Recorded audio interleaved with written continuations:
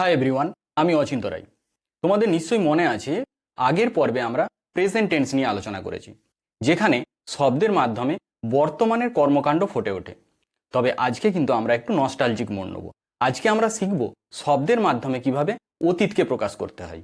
যখন আমরা বলি আমি প্রতিদিন সকালে ব্যায়াম করতাম, বা কালকে সিনেমা দেখতে গিয়েছিলাম, বা কোনো ঐতিহাসিক ঘটনার কথা বলি যে ইংরেজরা 200 বছর ভারত শাসন করেছিল, এই কথাগুলো বলার সময় কিন্তু আমরা পাস্ট টেন্স ব্যবহার করি ইতিহাসকে বা অতীতকে জীবন্ত করে তোলার জন্য।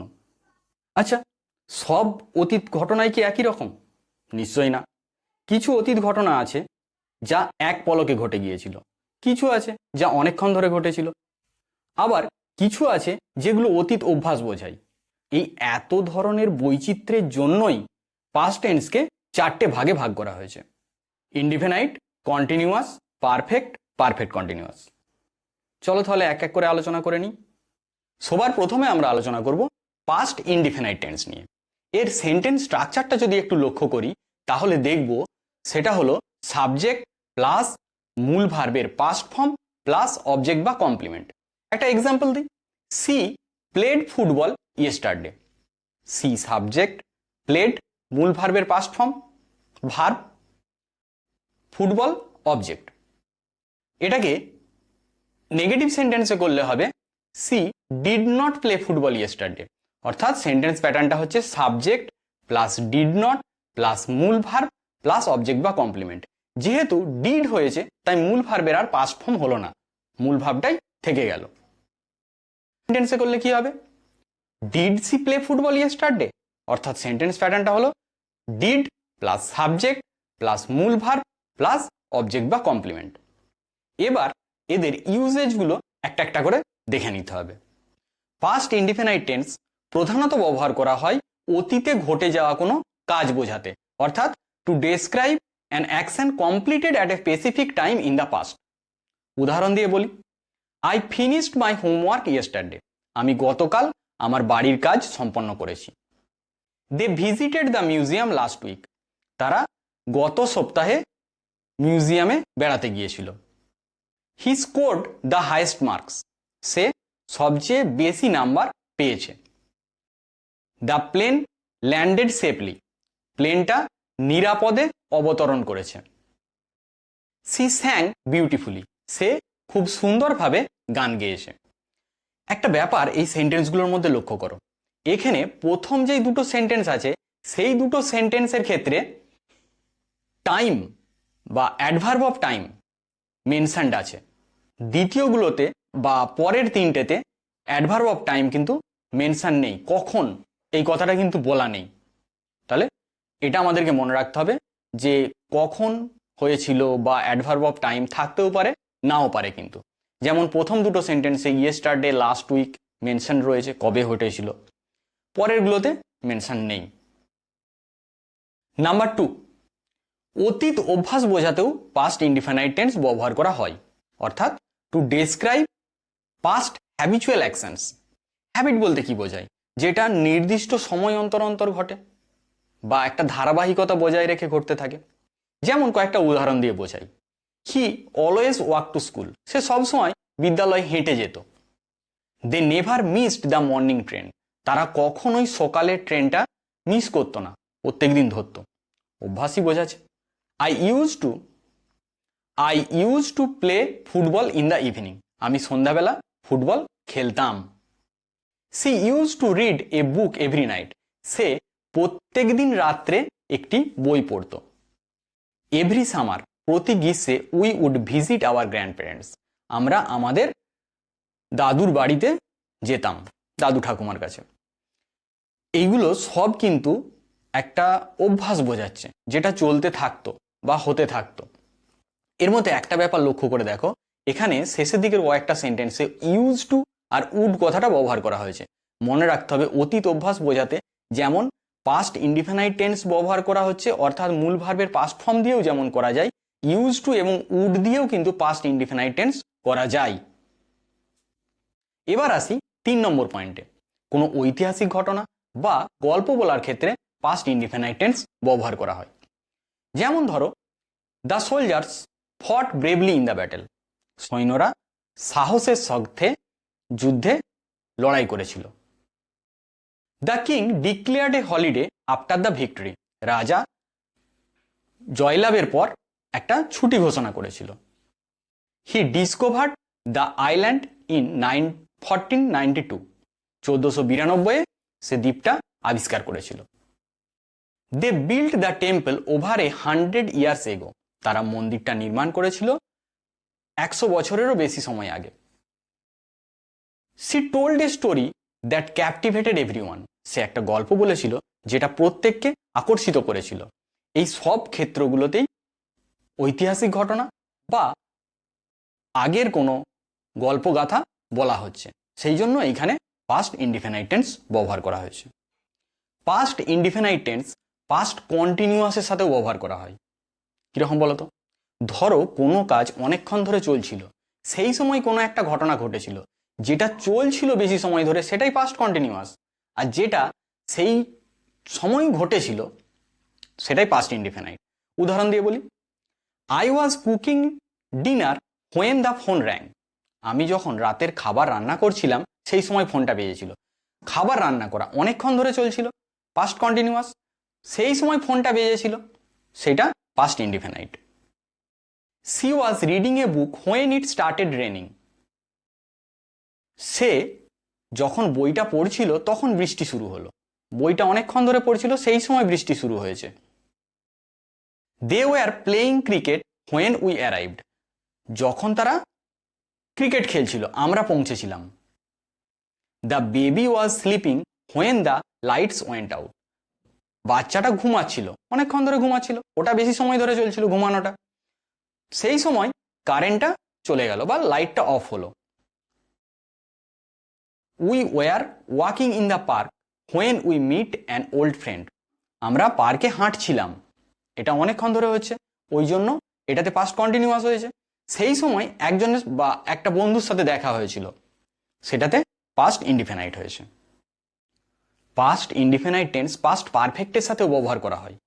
যেমন দুটো কাজের মধ্যে যেটা আগে ঘটেছে সেটাতে পাস্ট পারফেক্ট, যেটা অধিকতর পরে ঘটেছে সেটা পাস্ট ইনডিফিনাইট। দুটোই কিন্তু অতীতের ঘটনা হতে হবে। যেমন ধরো, I had finished my homework before the guests arrived.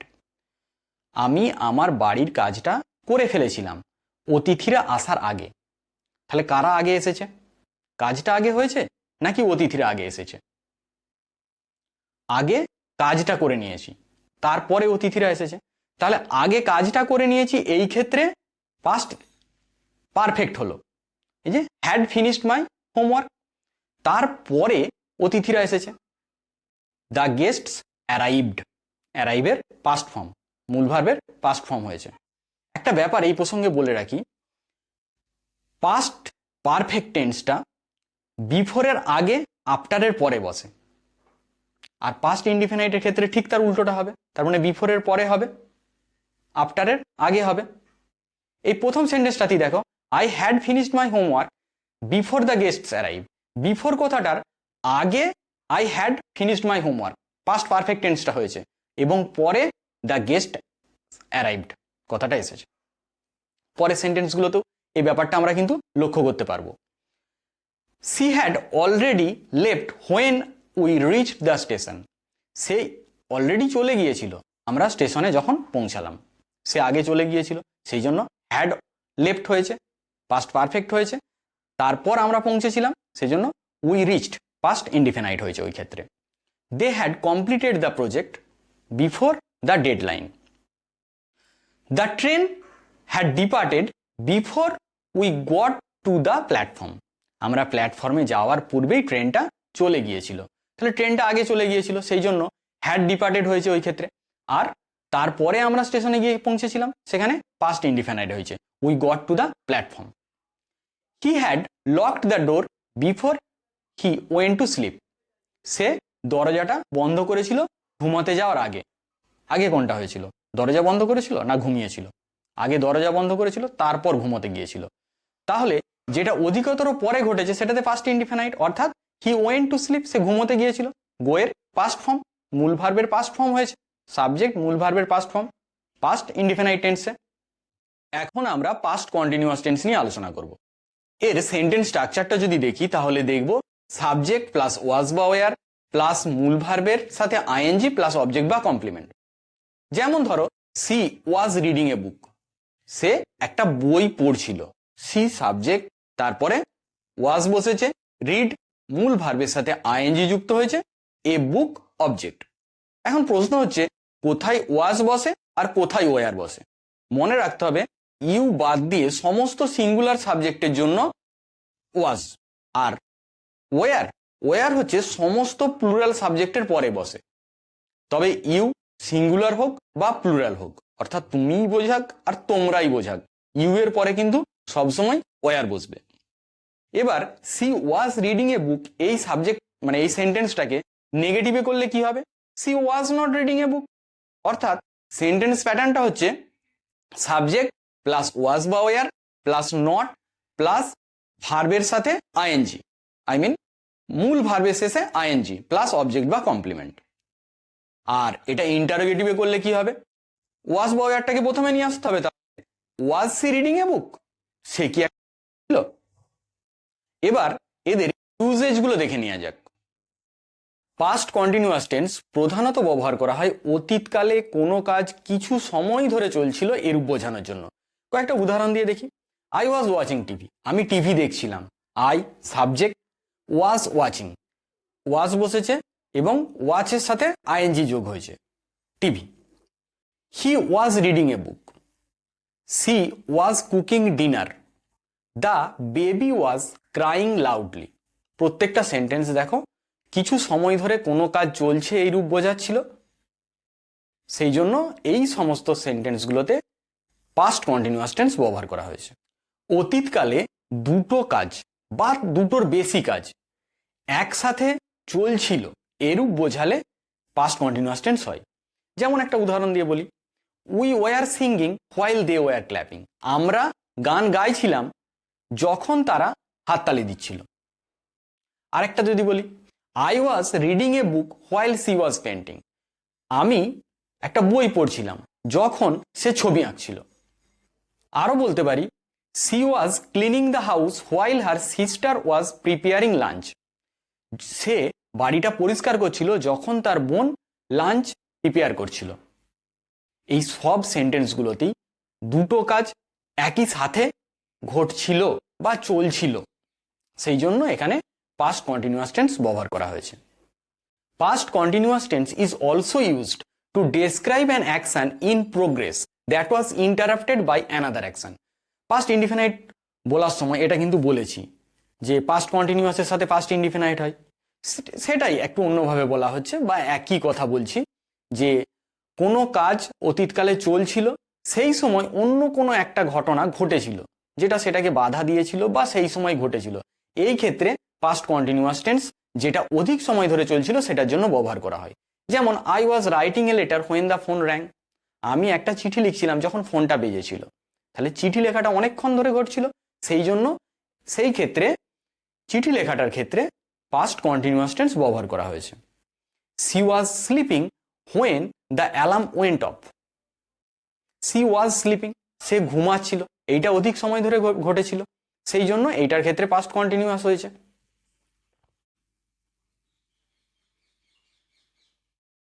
We were having dinner when the lights went out, তাহলে এই যে ডিনার খাচ্ছিলাম এইটার ক্ষেত্রে পাস্ট কন্টিনিউয়াস টেন্স ব্যবহার করা হয়েছে, কারণ এটা অধিক সময় ধরে ঘটছিল। এখন আমরা আলোচনা করব পাস্ট পারফেক্ট টেন্স নিয়ে।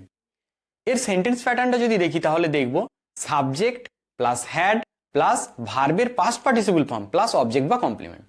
একটা উদাহরণ দিয়ে দেখি, she had completed her homework before the teacher arrived. এই যে she had completed her homework, সে তার বাড়ির কাজটা সম্পূর্ণ করেছিল, এই অংশটাতে পাস্ট পারফেক্ট টেন্স ব্যবহার করা হয়েছে। এবং আমরা দেখতেই পাচ্ছি সাবজেক্ট আছে সি, হ্যাড আছে, তারপর completed past participle form completed ব্যবহার করা হয়েছে এবং তারপর অবজেক্ট হোমওয়ার্ক। এইটাকে যদি নেগেটিভ সেন্টেন্সে করি তাহলে হবে she had not completed her homework, subject plus had not plus মূল ভার্বের পাস্ট পার্টিসিপল ফর্ম। আর ইন্টারোগেটিভে করলে কি হবে, had she completed her homework, যদি ইনডিফিনাইট থাকবে। যাক, সেটা আমরা ব্যবহার যখন বলবো তখন আলোচনা করে নিচ্ছি। এখন দেখা যাক পাস্ট পারফেক্ট টেন্স কোথায় কোথায় ব্যবহার করা হয়। ধরো অতীতকালে দুটো কাজ ঘটে গেছে, তার মধ্যে যেটা অধিকতর পূর্বে ঘটেছে সেইটার জন্য পাস্ট পারফেক্ট টেন্স, আর যেটা অধিকতর পরে ঘটেছে সেটার জন্য পাস্ট ইনডিফিনাইট। উদাহরণ দিয়ে দেখি, I had finished my breakfast before the bus arrived. আমি আমার প্রাতরাশ বা ব্রেকফাস্টটা সম্পূর্ণ করেছিলাম বা খেয়ে নিয়েছিলাম বাসটা আসার পূর্বে। তাহলে কোনটা আগে ঘটেছিল, বাস আসা না ব্রেকফাস্ট খাওয়া? ব্রেকফাস্ট। তাহলে সেই জন্যই I had finished my breakfast এই অংশটাতে পাস্ট পারফেক্ট টেন্স হয়েছে, তারপরে বাসটা এসেছিল, সেই জন্য দ্য বাস অ্যারাইভড, সাবজেক্ট মূল ভার্বের past form arrived. They had left the party before we reached. তারা অনুষ্ঠান ছেড়ে চলে গিয়েছিল আমরা পৌঁছানোর আগে, তারা আগে চলে গিয়েছিল, সেই জন্য they had left the party, had left past perfect tense করা হয়েছে, তারপরে আমরা পৌঁছেছিলাম, সেই জন্য ওইখানটাতে আমাদের পৌঁছানোটাতে উই রিচড করা হয়েছে। আর একটা উদাহরণ দেখো, he went out to play after he had finished his homework. সে খেলতে গিয়েছিল তার বাড়ির পড়া বা কাজটা শেষ করার পর। একটা বিষয় লক্ষ্য করে দেখেছো, পাস্ট পারফেক্ট টেন্সটা বিফোরের আগে আর আফটারের পরে বসেছে। প্রথম দুটো সেন্টেন্সে দেখো, বিফোরের আগে পাস্ট পারফেক্ট টেন্স হয়েছে, শেষ সেন্টেন্সটা যেটা বললাম দেখো পাস্ট পারফেক্ট টেন্সটা আফটারের পরে হয়েছে। এখন আমরা আলোচনা করব পাস্ট পারফেক্ট কন্টিনিউয়াস টেন্স নিয়ে। অতীতকালে কোনো কাজ কোনো বিশেষ সময়ের পূর্বে আরম্ভ হয়ে সেই সময় পর্যন্ত চলেছিল, এরূপ বোঝালে পাস্ট পারফেক্ট কন্টিনিউয়াস টেন্স হয়। এক্ষেত্রে যে কাজটি আগে থেকে চলেছিল তার পাস্ট পারফেক্ট কন্টিনিউয়াস, এবং যেটি অধিকতর পরে ঘটেছিল সেইটিতে পাস্ট ইনডিফিনাইট হয়। একটা উদাহরণ দিয়ে দেখি, she had been reading a book for 2 hours before the part went out. এই যে she had been reading a book for 2 hours, এই অংশটাতে পাস্ট পারফেক্ট কন্টিনিউয়াস টেন্স ব্যবহার করা হয়েছে। এবং সেন্টেন্স প্যাটার্নটা যদি লক্ষ্য করো তাহলে দেখবে subject plus had been plus ভার্বের শেষে আইএনজি প্লাস অবজেক্ট বা কমপ্লিমেন্ট, এবং এরপরে ফর বা সিন্স এবং ডিউরেশন অফ টাইম এইসব থাকে। এবং শেষ অংশটা দেখো দ্য পাওয়ার ওয়েন্ট আউট, এই অংশটাতে পাস্ট ইনডিফিনাইট ব্যবহার করা হয়েছে। এটাকে যদি নেগেটিভ সেন্টেন্সে করি তাহলে কি হবে, she had not been reading a book for 2 hours before the power went out. আর ইন্টারোগেটিভে করলে কি হবে, had she been reading a book for 2 hours before the power went out. Past tense নিয়ে তো অনেক আলোচনা হলো, আজ এই পর্যন্তই। আবার দেখা হচ্ছে পরবর্তী ভিডিওতে, যেখানে আমরা আলোচনা করব ফিউচার টেন্স নিয়ে। Till then, tata.